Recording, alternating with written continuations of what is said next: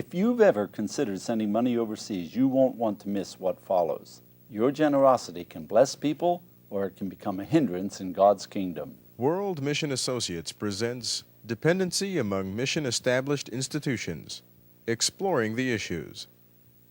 Your lecturer, Glenn Schwartz. Glenn was born and raised in the United States and served 7.5 years in Zambia and in what is now Zimbabwe. He holds a Master of Missiology degree from Fuller Theological Seminary School of World Mission.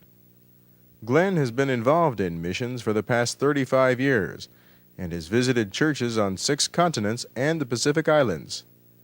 He is founding executive director of World Mission Associates and has held that position since 1983. Today I will talk with you about issues of dependency and self-reliance among mission-established institutions. I'd like to first of all begin with a definition of self-reliance because this creates a concern for some people. The word self-reliance, as I'm using it, does not mean that people do not rely upon God. But in the spread of the gospel and the work that missionaries have done down through the years, people who have received the gospel have often become dependent upon the missionaries who brought the good news.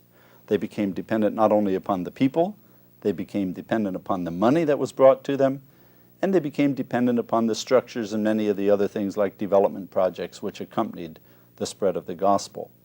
What we're talking about in this series of lessons is how churches can begin to depend upon God to provide locally what they need in order to do God's work.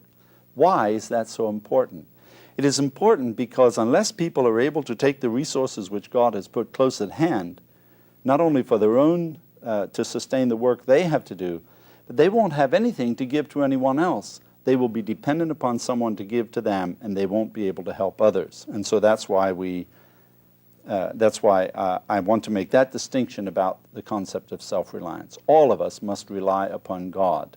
The problem that many churches have, many mission-established churches have, is that they depend upon someone else's resources at a great distance.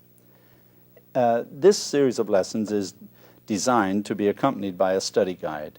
There is a 110-page study guide with notes and graphics and outlines that accompany each lesson. If you